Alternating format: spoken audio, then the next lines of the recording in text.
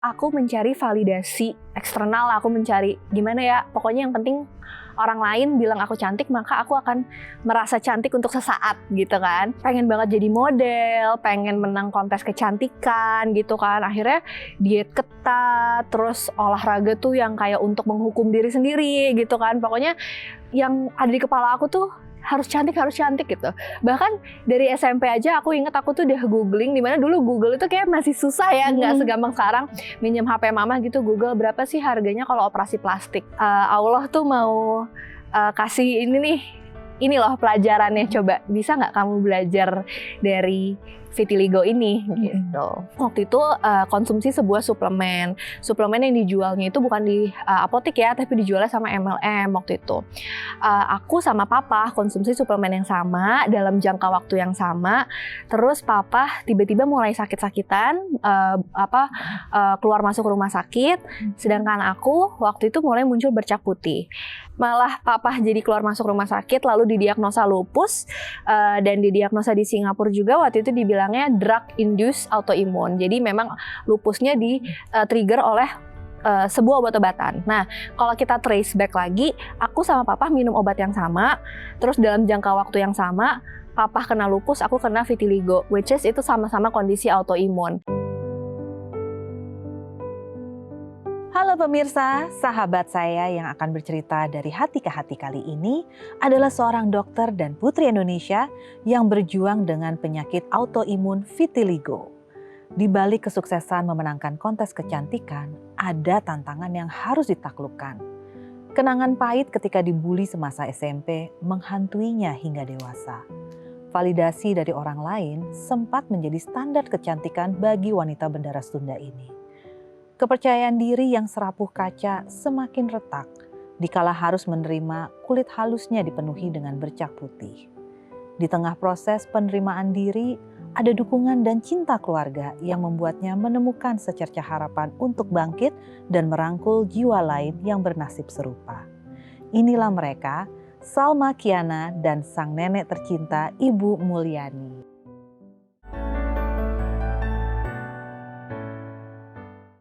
Halo, selamat datang. Halo Kak Anya. Senang sekali bisa hadir di sini bertemu langsung. Karena kalau misalnya saya lihat sosial medianya Salma, itu membuat hidup tuh terasa tidak sendiri. Masa sih? Kenapa tuh? Karena memang di situ membangkitkan bahwa ya hidup memang terkadang kita menemukan titik terendah dalam bentuk yang beragam. Tapi bukan berarti it's the end of everything. Amin. Itu dia. Semoga pesan itu benar-benar tersampaikan. Thank you Kak Anya. Sih terasa sekali. Dan nomor satu yang paling terasa adalah ini menurut teman-teman dari hati ke hati juga sepakat. Kita tuh dibuat untuk sadar terhadap yang namanya self-love and self-acceptance. Menerima diri kita. Tapi kenapa itu yang menjadi rasa di dalam sosial medianya Salma? Kenapa dari banyak isu, dari banyak latar belakang, dan banyak topik yang bisa diangkat, dua hal itu terasa kental sekali? Iya, mungkin karena pengalaman hidup aku kayaknya yang rasanya tuh membawa aku untuk akhirnya benar-benar belajar tentang self-love, tentang self-acceptance gitu ya. Dan kayaknya semua yang aku alamin ini sayang deh kalau nggak dibagiin ke orang lain gitu kan. Jadi aku coba untuk sharing apa sih pelajaran yang aku dapatkan dari berbagai mungkin body image issue yang aku alamin. Ternyata di sosial media banyak yang butuh juga gitu loh. Apapun itu case-nya mereka ya. Iya benar kan, insecurities orang beda-beda, tapi pasti semua orang tuh punya insecurities, mau udah secantik, seperfect apapun kelihatannya, bahkan sesukses, sekeren apapun, pasti semua orang tuh pernah deh punya insecurities gitu kan.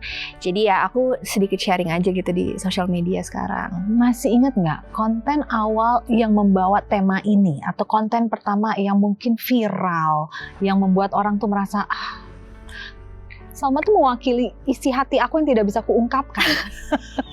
Aduh, kalau viral ya, kalau viral mah pas ngomongin awal pertama vitiligo ya, gitu kan. Waktu itu tuh aku juga pas pertama kali bikin konten gak ada niatan kayak mau viral atau kayak mau gimana-gimana.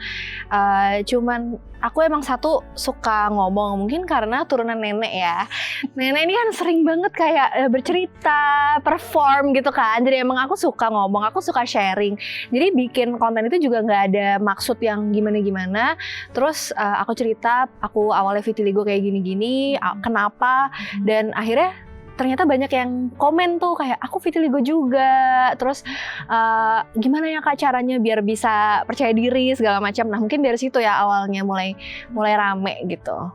Oke, ternyata tidak sedikit, walaupun tidak ada angka pastinya bagi mereka yang juga mengalami kondisi autoimun vitiligo ini, dan akhirnya punya kesempatan untuk bercerita melalui akun sosial medianya Salma.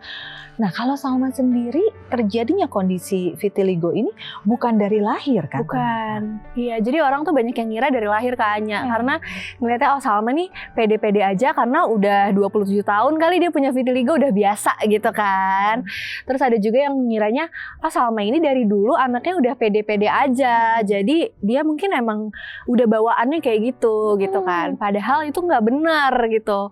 Justru aku itu sebelum vitiligo, aku tuh insecure banget. Aku adalah perempuan yang sangat-sangat tidak percaya diri. Mungkin dari luar orang lihatnya percaya diri, tapi sebenarnya di dalam diri aku tidak percaya diri gitu. Nggak masuk akal. Nggak masuk akal. Apa yang bisa membuat seorang Salma tuh tidak percaya diri? Nggak cengeng. Nggak cengeng. Tapi itu yang pasti ya. Nggak cengeng. Nggak cengeng. Tapi ternyata nggak percaya diri. Karena nangisnya di kamar sendirian. Itu terserah ya. Tapi kata yang lihat happy aja. Dulu nggak cengeng. Benar. Iya, jadi emang justru mungkin awalnya pas SMP ya. Pas SMP itu aku tuh dibully di sekolah, dibilangnya tepos, triplek, dadanya rata. Itu pas SMP, cewek maupun cowok. Sampai hampir aku pindah sekolah. Setiap hari nangis. Dulu mama papa juga yang udah hampir mau pindahin sekolah. Cuman aku inget dulu mama sih yang bilang, kalau kamu pindah berarti kamu kalah gitu. Jadi harus kuat gitu. Oke, udah tuh dilaluin. Tapi dengan aku lulus SMP, dengan pengalaman tersebut, pandangan aku terhadap tubuh aku sendiri itu selalu negatif Kak. Jadi aku tuh ya maksudnya gitu ya, kayak Kakaknya bilang, orang secantik apapun kalau misalnya dia dalam dirinya nggak percaya dia cantik, mau 1000 orang bilang dia cantik, dia nggak akan percaya gitu kan.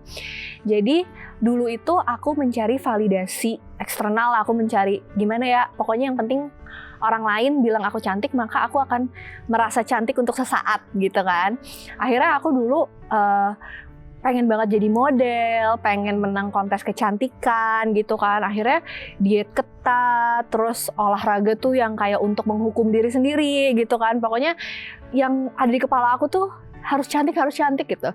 Bahkan dari SMP aja aku inget aku tuh udah googling, dimana dulu Google itu kayak masih susah ya, nggak segampang sekarang.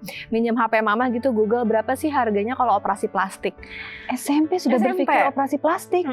Dulu tuh bahkan di otak aku, kalau aku punya uang nanti kerja suatu hari, uangnya buat operasi plastik gitu. Jadi aku tuh bener-bener orang yang berhayalannya tuh pengen mengubah setiap hal dari badan aku gitu loh.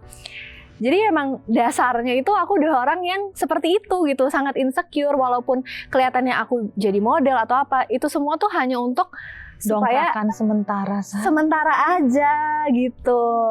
Barulah awal aku 2020 itu 2019 akhir 2020 awal itu aku mulai vitiligo. Jadi ini baru, jadi mungkin buat teman-teman yang ngira aku tuh dari asalnya udah pede, enggak, justru ini tuh cherry on top aja sebenarnya gitu. Jadi mungkin Allah tuh mau kasih ini loh pelajarannya, coba bisa nggak kamu belajar dari vitiligo ini gitu. Oke. Ini tadi menarik sekali karena saya ngelihat dari responnya Ibu Mulyani, saya panggilnya Nenek juga boleh ya? Boleh. Dari responnya Nenek bahwa kalau Salma ini tidak cengeng. Tidak cengeng. Tapi Salma langsung menanggapi dengan iya karena nangisnya di balik pintu di kamar saat sendirian. Nenek pernah tahu belum ternyata Salma tuh waktu kecilnya segitu tidak nyaman dengan diri sendiri ternyata. Kebetulan dulu kan saya nggak satu rumah gitu kan. Ya pasti ketemu. Tapi ya itulah anaknya itu sengaja entah nggak sengaja kalau ketemu tuh nggak kelihatan. Jadi kita pun baru tahu kalau dulu tuh dia tuh banyak menyimpan kesedihan gitu ya. Karena selama ini sampai sekarang saya pikir dia nggak cengeng, nggak pernah kayak orang, aduh gimana ya sakit ya, aduh kalau gini, ya nggak ada. Makanya, jadi ya itulah keuntungan dia yang sampai bisa percaya diri, bisa mandiri tuh modalnya ya mungkin ketidakcengengan dia. Tapi kalau tadi nenek bilang kayak Salma ini bisa memendam perasaan, mungkin kalau menurut aku bukan memendam sih, tapi aku mengekspresikan justru menurut aku mengekspresikan emosi aku tanpa terlalu attach, tapi juga tanpa terlalu eksplosif gitu loh. Jadi ya udah kalau emang mau nangis ya nangis aja gitu. Bahkan mungkin salah satu yang juga bikin aku bisa bertahan sampai saat ini, aku nggak malu untuk ke profesional. Jadi aku ke psikolog. Itu nggak apa-apa gitu, karena justru ke psikolog kita jadi bercerita, bisa ada ruang lah untuk mengekspresikan diri, sehingga aku nggak berlarut dalam kesedihan karena vitiligo ini gitu. Ya tapi itu proses yang panjang ya, maksudnya nggak semudah dalam cerita kali ini. Dulu mah sebelum vitiligo nangisnya setiap malam sih sebelum tidur. Dan lagi dia nggak nutup. Dia kalau dirias nggak mau ditutup belakangnya. Sampai kemarin ikut Putri Indonesia ya, saya dengar sendiri itu kan suka lihat gitu dia dirias. Dia bilang jangan. Orang kan kepengen yang terbaik, tercantik si perias. Dia nggak mau. Katanya memang ya ini apa adanya. Malu kalau ketahuan belakangan kan. Iya benar. Ini dari awal. Jadi nggak pernah ditutupin, karena itulah kami merasa ya nggak ada perubahan ya sama. Tapi ini dia, vitiligo ini kan hadir dalam kehidupannya Salma bukan dari kecil, tapi dari tahun 2020. Apa sih yang men-trigger? Apa yang menjadi perubahan itu? Iya. Sebenarnya vitiligo itu kan kondisi autoimun ya Kak. Jadi intinya sistem imun aku ini menyerang sel yang namanya melanosit. Melanosit itu adalah sel yang membentuk pigmen di kulit aku gitu. Pigmennya sendiri namanya melanin. Makanya ada area-area bercak-bercak putih ini bener-bener nggak ada melaninnya lagi gitu kan.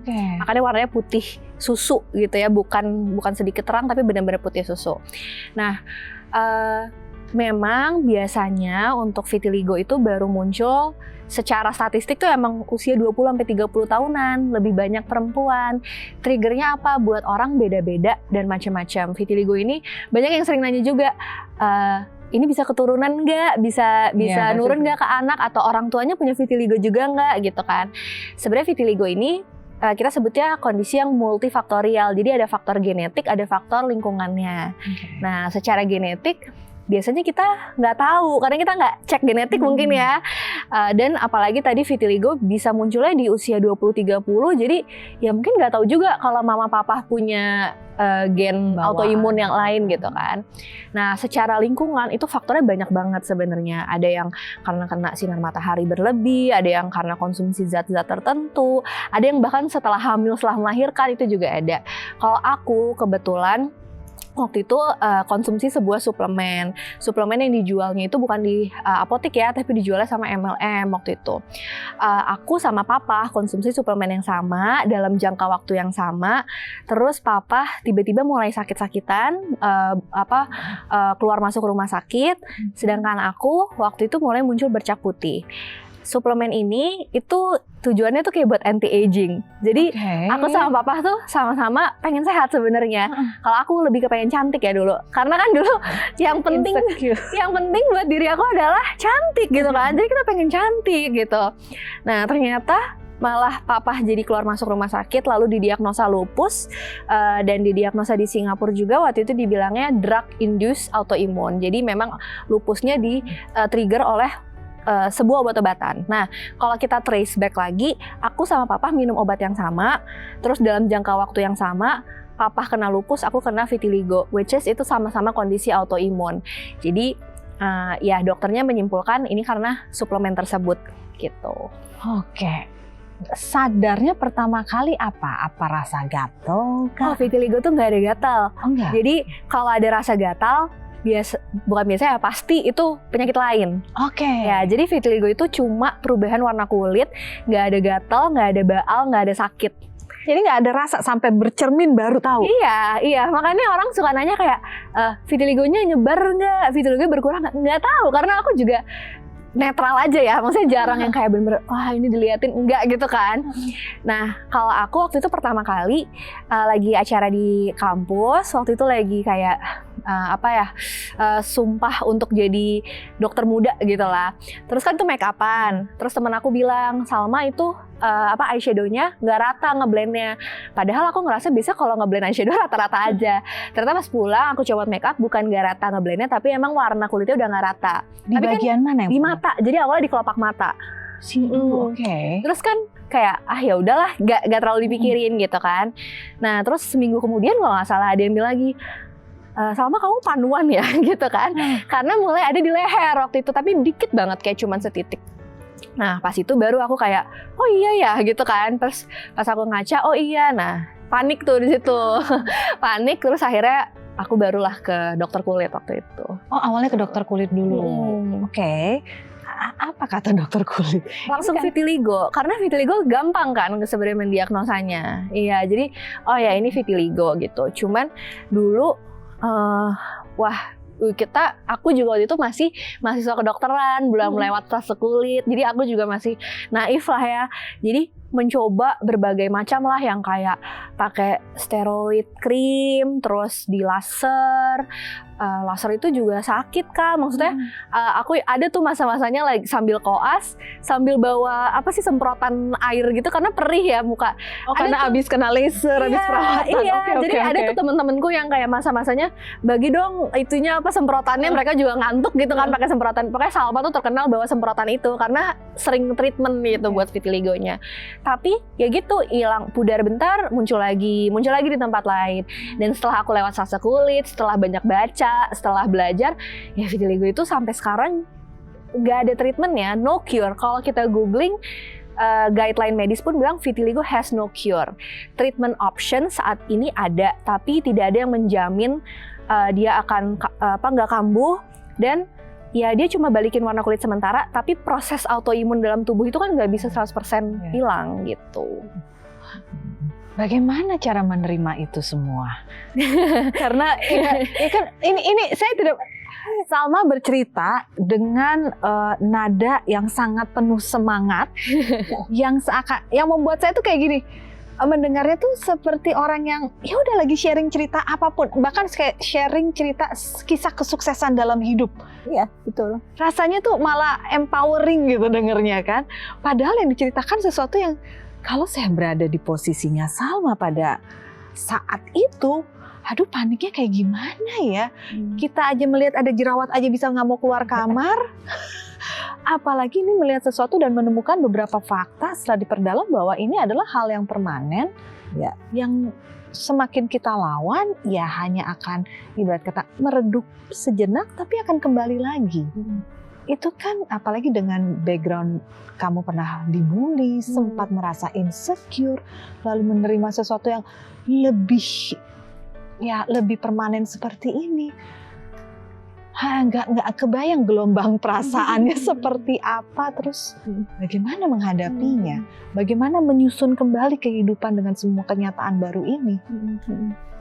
Kalau ditanya gimana caranya, kayaknya nggak ada step by step, nggak ada satu hari yang jadi turning point.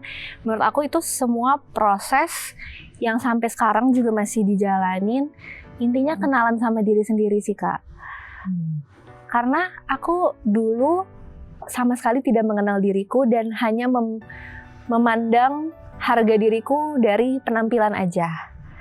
Dari mulusnya kulit, bentuk badan, rambut gitu kan. Dulu tuh yang jadi Salma ini berharga itu terus achievement gitu ya, kayak jadi Salma harus menang ini. kalau nggak ada yang tepuk tangan, ya udah Salma bukan siapa-siapa. Dulu rasanya kayak gitu. Tapi vitiligo ini ketika dia mulai menyebar, semakin menyebar ke seluruh tubuh, kan nggak bisa ditutupin ya. Awal-awal sih aku tutupin, awal-awal keluar rumah pakai cushion, pakai foundation gitu kan. Ini kan sekarang udah seluruh tubuh, sampai kaki, sampai tangan, sampai perut gitu kan. Mau ditutupin, capek kita nutupin tiap hari. Apalagi dulu koas kan, maksudnya ada jaga malam lah, kayak jarang pulang, di rumah sakit mulu. Nggak sempet juga gitu lama-lama. Akhirnya aku sadar, ini pasti ada pesannya, pasti Allah itu memberikan sesuatu itu nggak mungkin ya udah cuma-cuma gitu ya, atau nggak ada lesson untuk diri sendiri maupun orang lain. Terus aku mulai menggali, mungkin aku disuruh kenalan sama diri sendiri. Salma itu siapa sih kalau bentuk tubuhnya berubah, kalau kulitnya nggak mulus lagi, kalau nggak ada yang bilang Salma cantik, Salma itu siapa? Jadi mulai mempertanyakan hal-hal yang lebih penting dalam hidup. Terus mulai menggali, mungkin tadi nenek bilang, Salma itu kegiatannya banyak, gini gitu kan. Ya, mungkin kesibukannya ya, yang bikin dia lupa diri itu ya. Jadi karena aku terus mulai mikir aja gitu kayak, oke, aku tuh punya kelebihan apa? Aku tuh talentanya apa? Aku punya gift-nya apa sih dari Allah selain dari penampilan aja tuh apa? Salma tuh punya apa gitu kan. Terus aku kan, aku lagi sekolah jadi dokter gitu ya. Selama sekolah kedokteran itu kan kita ketemu pasien terus. Nggak pernah sekalipun ada pasien yang nggak mau diperiksa sama aku karena kulit vitiligo. Nggak pernah.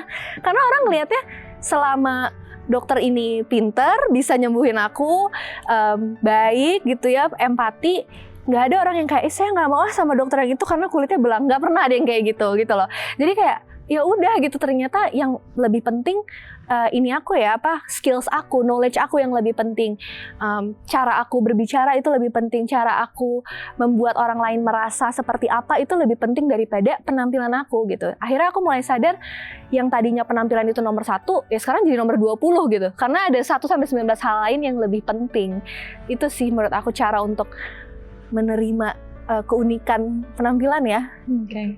Nenek, kalau di mata nenek, Salma itu orangnya seperti apa sih? Pendapat saya ya, orangnya itu dibuka semua. Bongkar. Enggak, kayaknya itu waktunya itu ada aja yang dikerjain. Aktif ya? Ya, sering kamarnya itu ada tulisan biasa, jangan diganggu. Oh, dia lagi ini. Tahu-tahunya kok ada hair dryer, dari mana Sal? Itu tadi itu di jadi rupanya apa namanya? Di endorse. Konten. Banyak banget.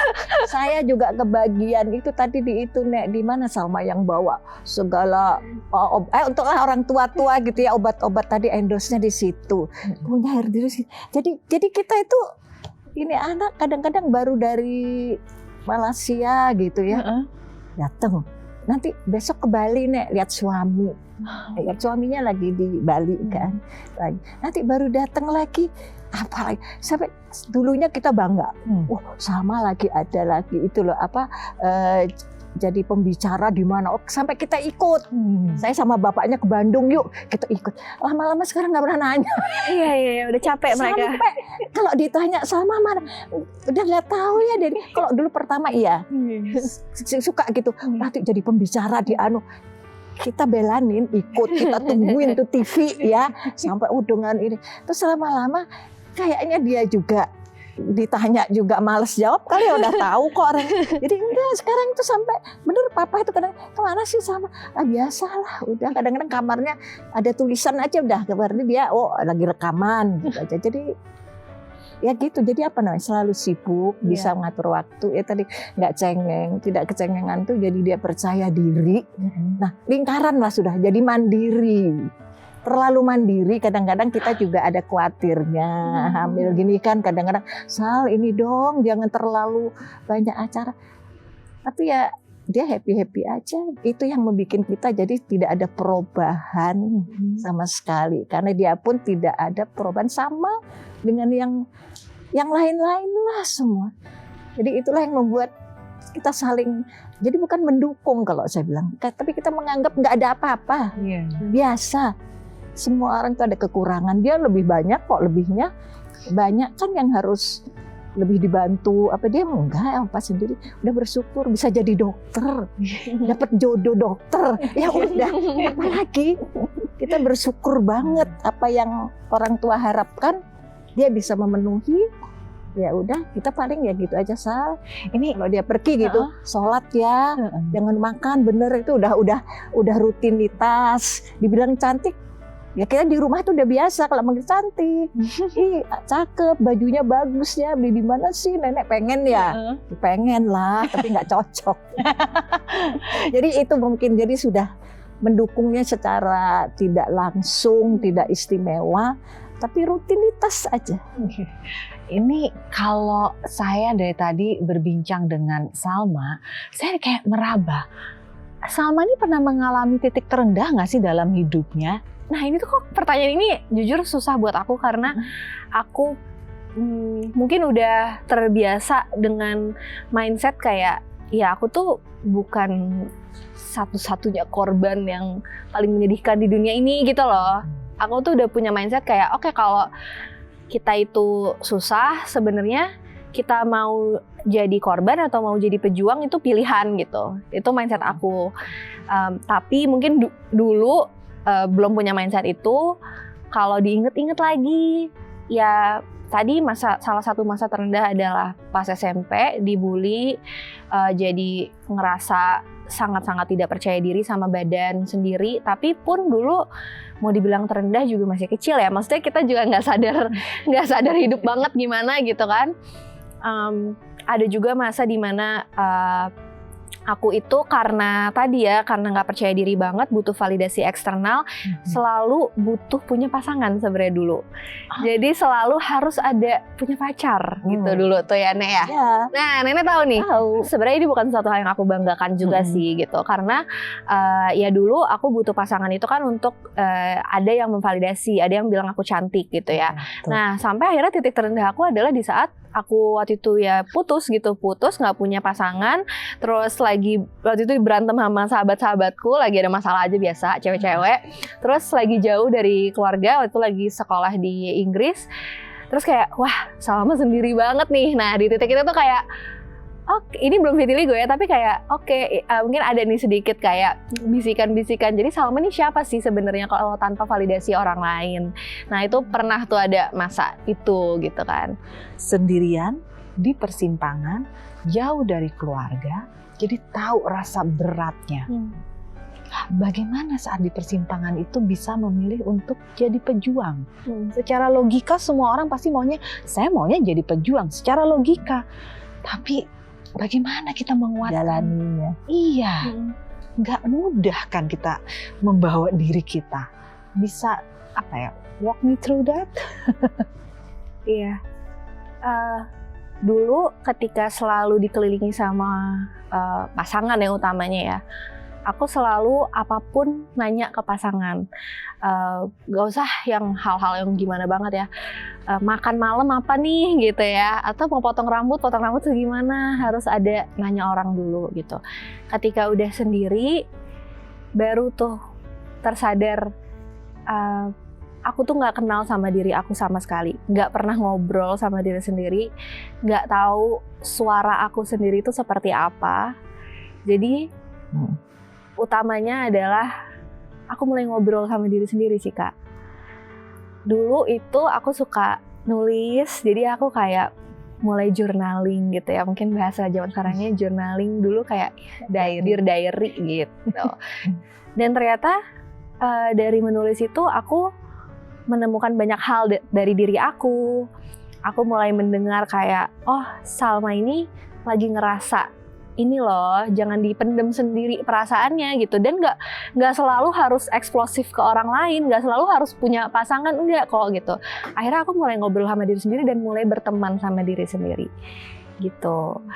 Jadi ya mulai temenan, mulai ngobrol itu dari yang kadang ditulis, kadang aku voice record, terus aku dengerin lagi, mulai memandang diri sendiri depan kaca, ngobrol sama diri sendiri kayak orang aneh sih emang.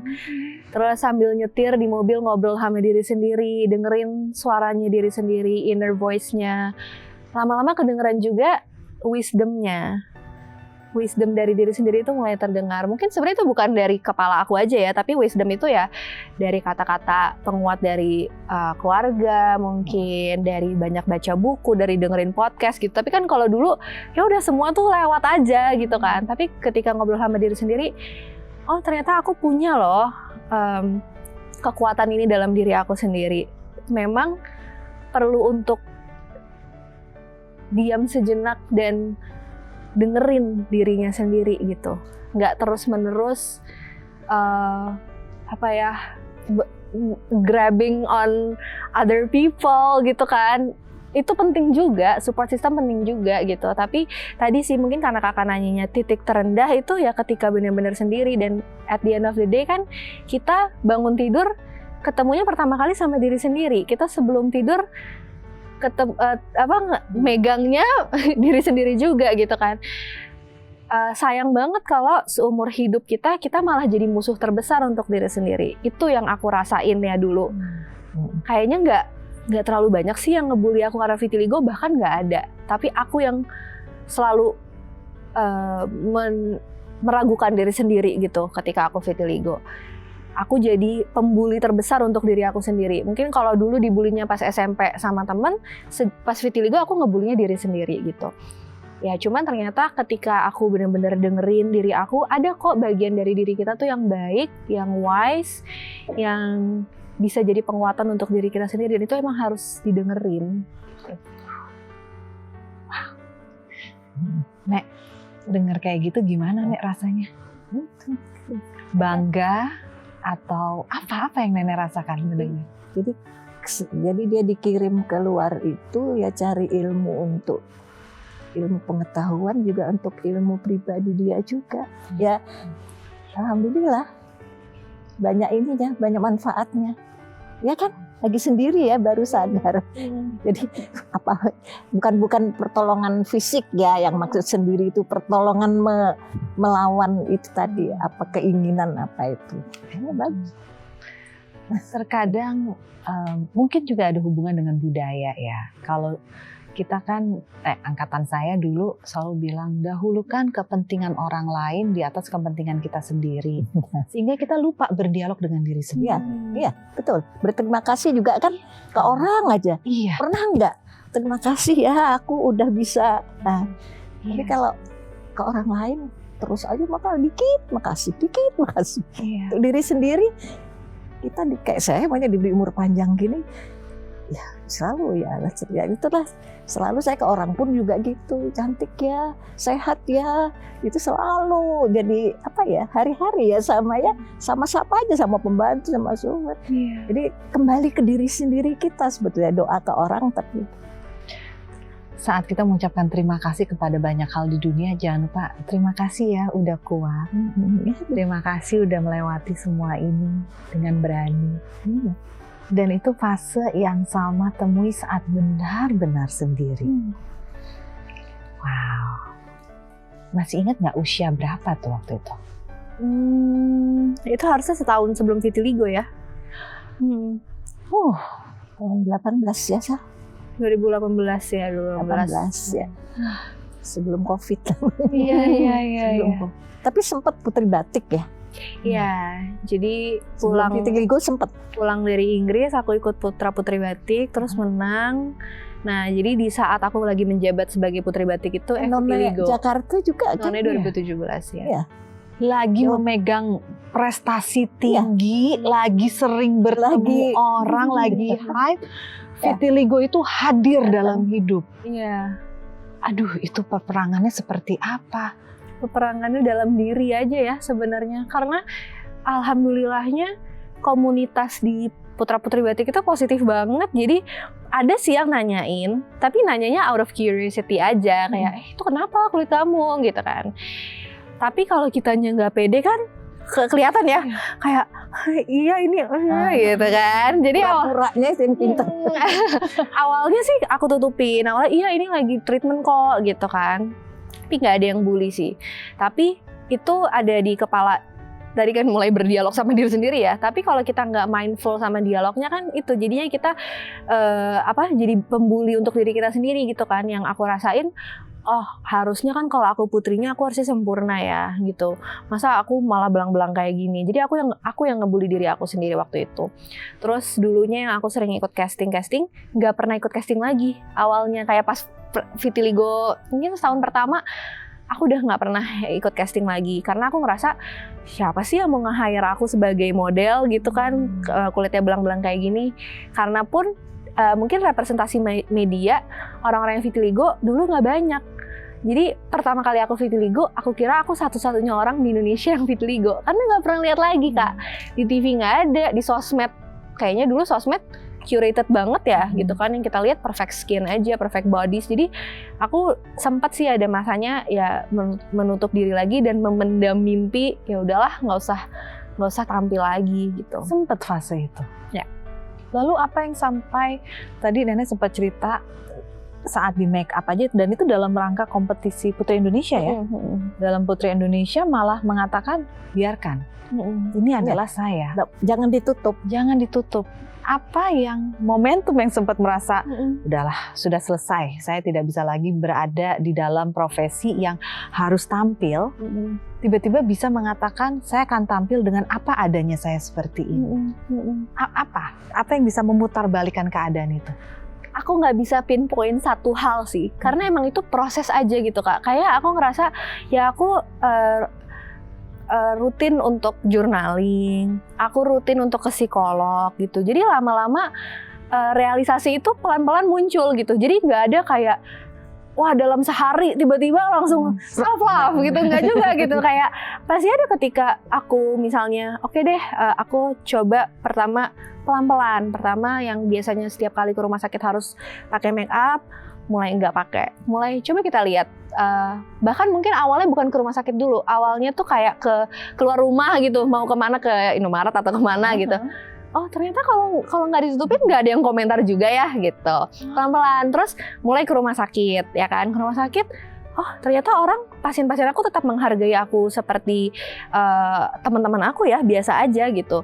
Yang penting aku pinter gitu. Oke, gitu. Terus habis itu mulai ke sosial media ya kan. Ke sosial media ternyata juga orang nggak ada kok yang kayak mungkin dulu followers aku juga ya siapa sih, teman-teman sendiri kan.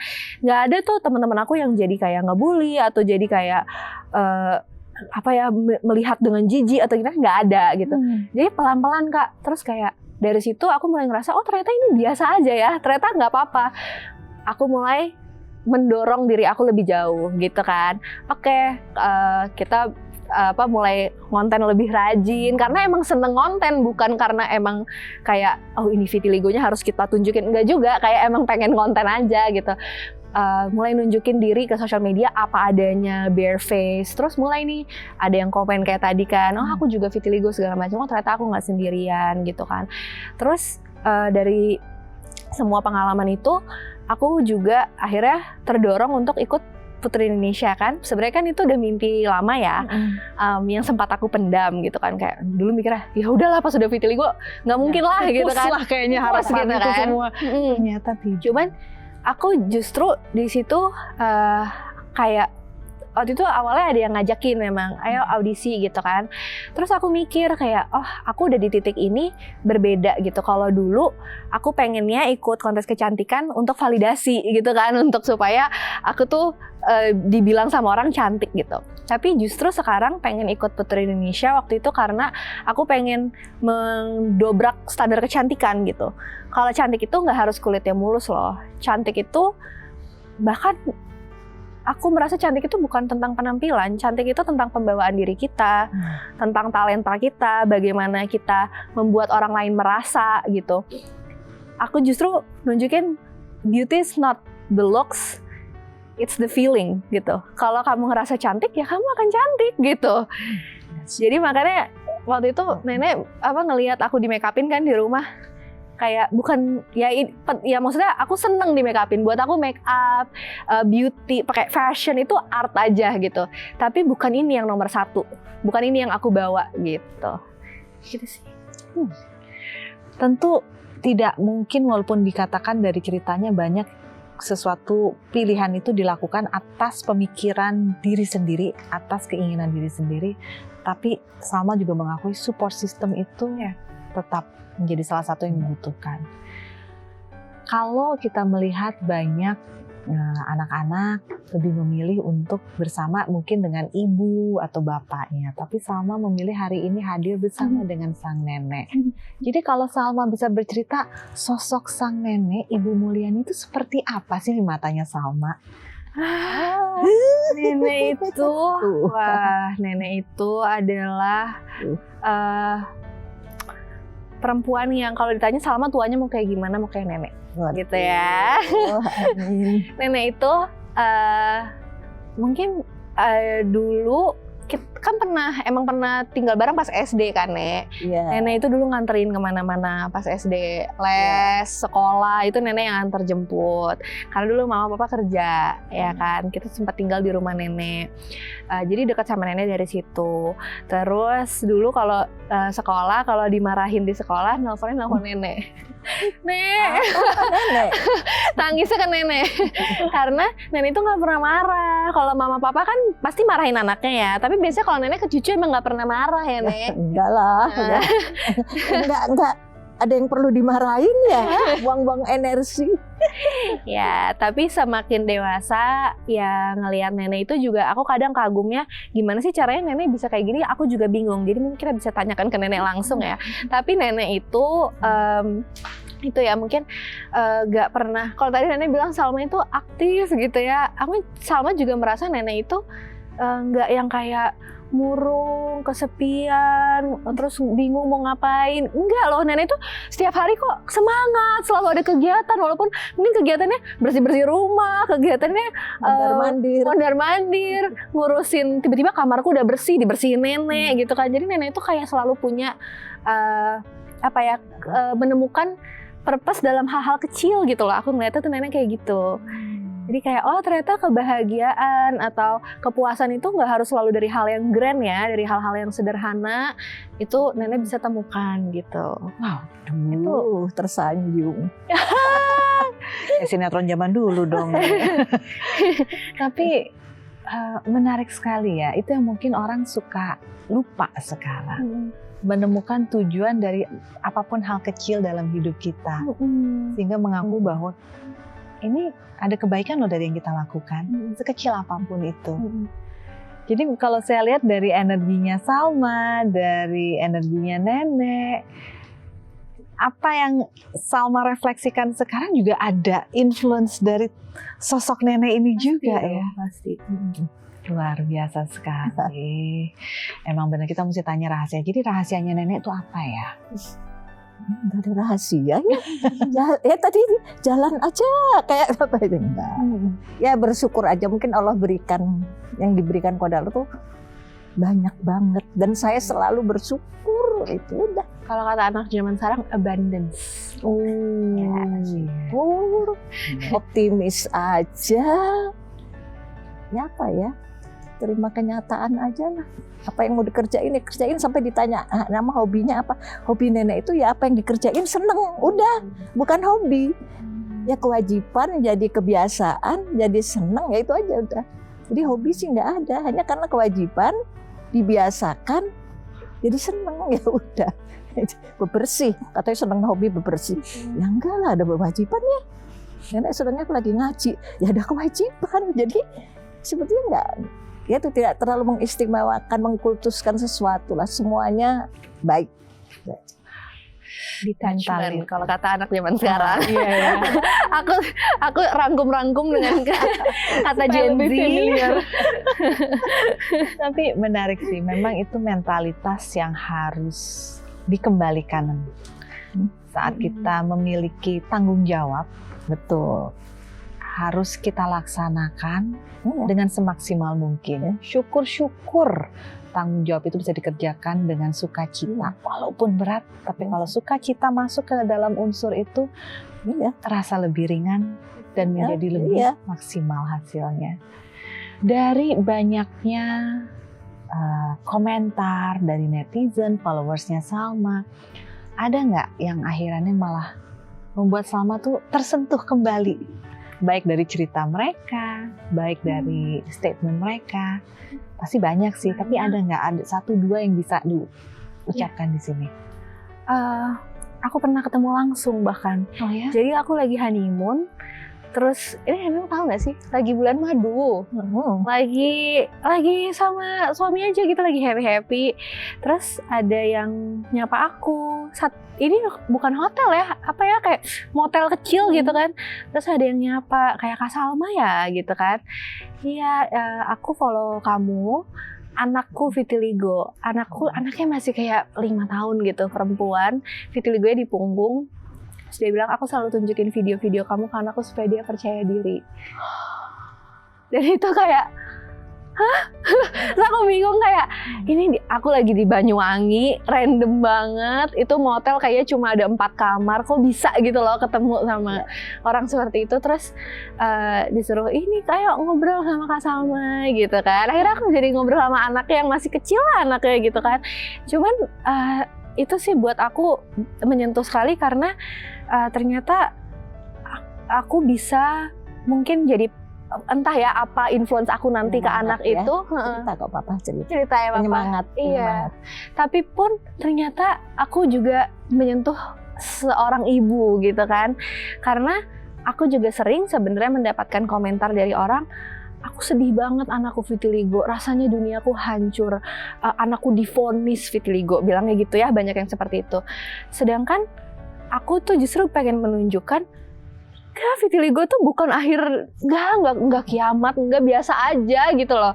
Walaupun ya pasti tergantung juga ya, maksudnya lingkungan orang. Aku juga cukup privilege, aku tinggal di kota besar, aku berpendidikan mungkin ya, jadi mungkin lebih mudah untuk aku bisa menjalani ini dan bangkit. Mungkin ada orang-orang yang tinggalnya mungkin di tempat-tempat yang banyak orang yang nggak ngerti vitiligo itu apa, pasti memang lebih berat untuk mereka. Tapi aku juga pengen nunjukin kalau sebenarnya ada cara pandang yang lain. Kalau misalnya memang orang itu anak kita kena vitiligo, bukan berarti kita sebagai orang tua yang harus kita pikirin adalah gimana ya caranya anakku balik lagi warna kulitnya, atau bahkan aku harus memberikan dukungan yang seperti apa gitu kan. Kadang suka bingung ya gitu kan. Tapi kalau yang aku alamin dari nenek, dari kedua orang tua aku adalah yang tadi nenek bilang, biasa aja. Mereka memandang aku seperti manusia yang nggak perlu dikasihanin, masih punya banyak talenta, masih punya banyak kegiatan. Ya udah gitu, biasa aja. Jadi aku justru juga ternyata bisa menyentuh hati orang tua yang bisa mengubah, oh ternyata anak aku nggak perlu dikasihanin, ternyata aku nggak perlu terlalu berlebihan juga nih, harus gimana ya afirmasinya gimana, overprotective, nanti dia dibully gimana. Nggak, at the end of the day kita yang mungkin dimulai dari diri kita sendiri juga sebagai orang tua gitu ya Nek ya, sebagai nenek gitu. Nenek tuh nggak pernah ngejudge orang lain, tidak menyusahkan orang, tidak menghambat rezeki orang. Ya bukan nggak peduli lingkungan ya, enggak. Tapi kita selama tidak menyusahkan orang, nggak menghambat rezeki orang, kita punya Tuhan, nggak sendiri. Ada komunikasi, nggak adalah orang kesepian itu, ada kok. Nenek itu sendiri asalnya, tapi ada kok untuk berkomunikasi itu ada, untuk curhat ada. Cuma orang nggak mau menggunakan yang begitu gitu. Padahal itu lebih menyentuh sebetulnya gitu. Jadi ketemu si ibu itu tidak nyakitin orang kan, tidak membuat orang tidak menyakitin, nggak menghambat rezeki orang, malah sering norong. Jadi konsultan gratis jadi keluarga. Suami istri itu semua USG tanya dulu, karena kan kalau ke dokter masih nunggu kan, bacain dulu dong apa itu. Jadi enggak, maka itu saya bilang ini kok kelebihannya banyak kelebihannya. Jadi nggak usah terlalu melihat kekurangan orang lah. Betul. Menarik sekali. Dari sekian banyak cerita, salah satu yang menyentuh Salma adalah bagaimana Salma bisa menyentuh seorang ibu untuk anaknya yang memiliki kondisi vitiligo. Salma juga akan menjadi seorang ibu soon, officially dalam 3 bulan lagi. Ya, semoga semuanya lancar. Amin. Ibu dan anak semuanya sehat. Ya, amin. ada nggak pesan untuk babynya Salma yang sudah disiapkan? Apa lessons yang Salma sudah siap pupuk dari awal?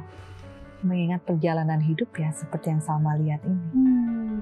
Iya, wah sering banget tuh dapat komentar netizen. Nanti kalau anaknya vitiligo juga gimana gitu kan? Karena kemungkinan itu memang ada gitu.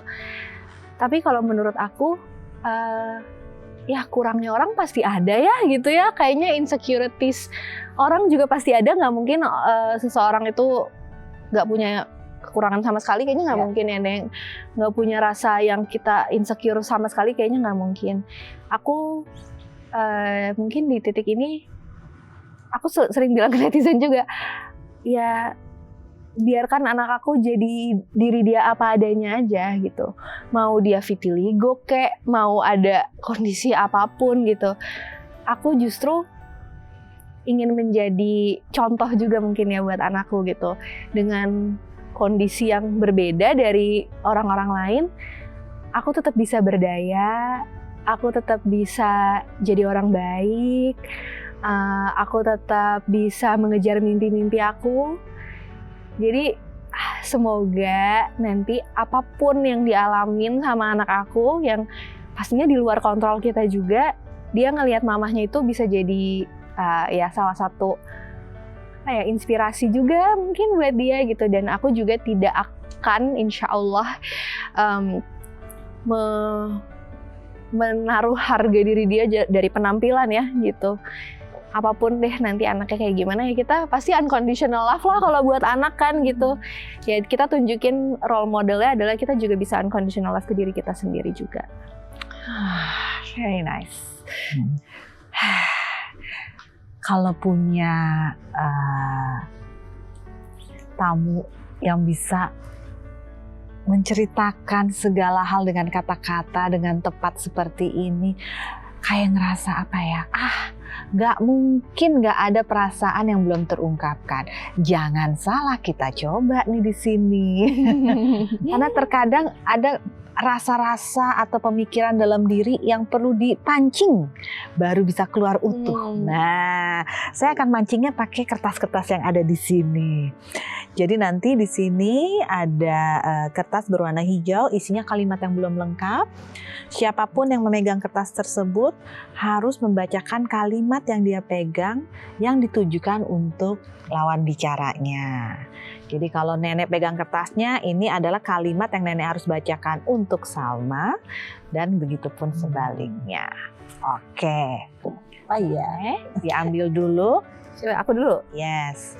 Tapi jangan dibuka dulu. Oke. Dipegang dulu. Ini kayak ada salah Mana ya? di dalam situ.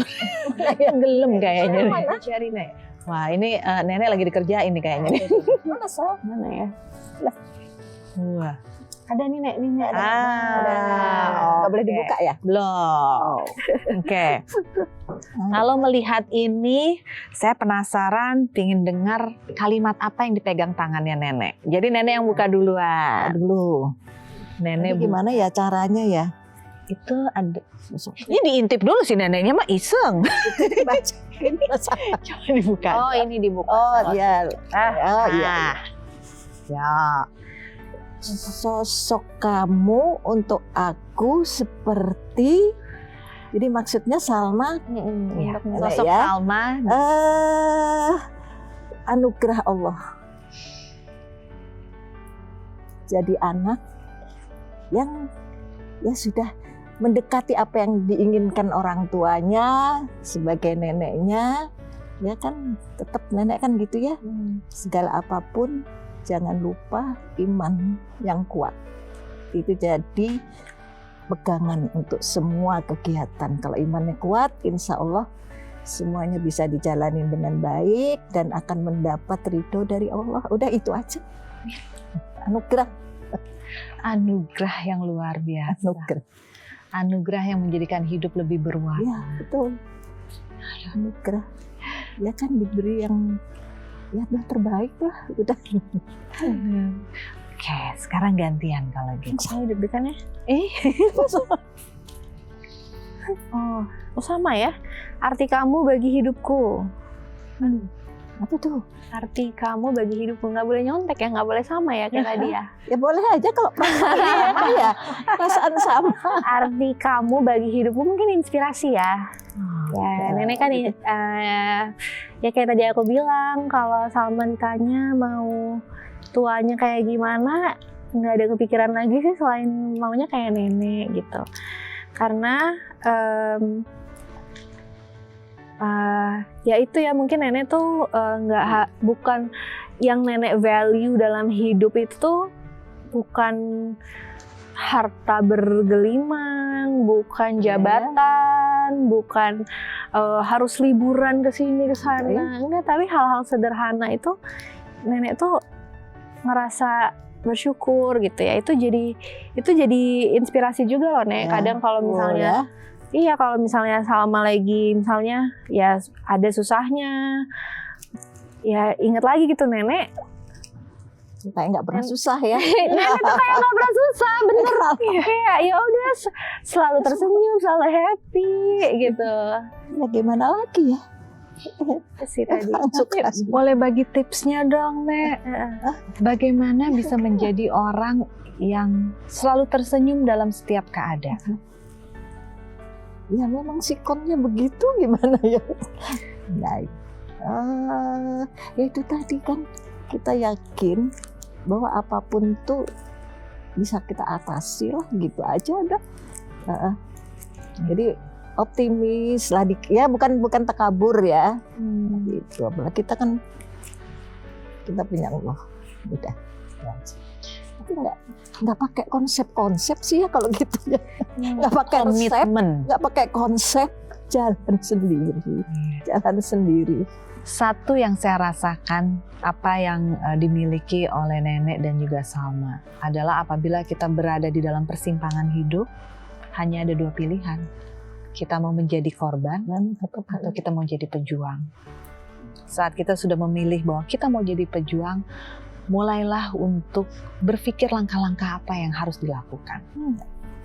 Itu yang terjadi dalam perjalanan hidup Salma, dan mungkin sedikit kita dapat gambaran apapun yang telah terjadi dalam perjalanan hidup nenek, tapi menjadikan nenek pribadi yang berkomitmen tinggi.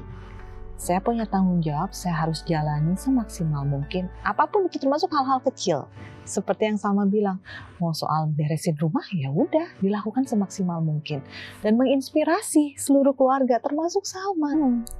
Bahwa ternyata hidup itu tidak ada yang 100% mulus, tidak ada. Tapi kita bisa memilih apa yang mau kita lakukan terhadap hidup kita. Salma yang selama ini mungkin bagi Anda yang baru mengenal melihat sebagai sosok yang penuh percaya diri, seakan-akan sukar untuk dipercaya bahwa pernah mengalami rasa insecure, pernah tidak percaya diri, pernah merasa bahwa dirinya merasa Unworthy. Iya, not worthy, self-esteemnya rendah.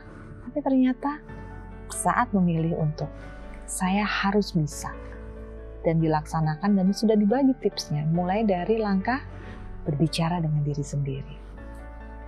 Jangan pernah bermusuhan sama diri sendiri, karena ini yang ada terus untuk Anda, bukan orang lain, tapi diri Anda sendiri ada untuk diri Anda. Jadi yuk sama-sama mulai diakui dengan terima kasih dulu sama diri sendiri. Ya. Habis itu tanya, apa yang perlu kita lakukan untuk menjadi orang yang lebih baik. Yang penting kata kuncinya nenek, gak nyusahin orang, gak ngerugiin orang lain, gak menghambat rezeki orang, tidak menghambat rezeki orang lain. Terima kasih Nek, terima kasih Salma. Aduh, luar biasa sekali ya. Dari tadi gak berhenti saya tersenyum sepanjang episode ini. Bukan senyum karena apa, senyum karena saya punya rasa kayak suntikan optimisme terhadap hidup. Dan terima kasih sudah membawa ini ke sini. Terima kasih juga untuk pemirsa atas kebersamaannya. Kita berjumpa di lain kesempatan. Saya Anyirino pamit. Dan terus nantikan kehadiran kami hanya di Hati ke Hati. Sampai jumpa.